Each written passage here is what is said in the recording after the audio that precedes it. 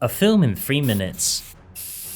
V for Vendetta. In view of the valorous remembrance of Parliament's victory over the villainous Guy Fawkes on this vainglorious day of November the 5th, it seemed fitting to venerate a cinematic experience that has left many viewers feeling both vexed and vivified with equal vigour, namely V for Vendetta, a film often praised for being visionary just as much as it is vilified, that exists to this day as a rare modern example of life imitating visual art. Based on the influential graphic novel penned by comic book icon Alan Moore and illustrated by David Lloyd and Tony Weir, the story follows Evie Hammond, played by Natalie Portman, the daughter of political activists who perished in prison at the hands of the fascist authoritarian Norse Fire Party that has taken over Britain. After being rescued from members of the secret police, Hammond meets masked vigilante V, played by Hugo Weaving, who invites her to watch the destruction of the Old Bailey, instigating a period of terrorist activism which shakes the country and puts pressure on the regime of dictator Adam Sutler. Although upon first viewing V for Vendetta could be interpreted as nothing more than an oversimplified, slickly produced Hollywood adaptation of the original source material, what makes the final product stand head and shoulders above other superhero-themed features from the period lies in the multi-layered approach to the film's rich social commentary. Produced by the Wachowski siblings, the morality of terrorism,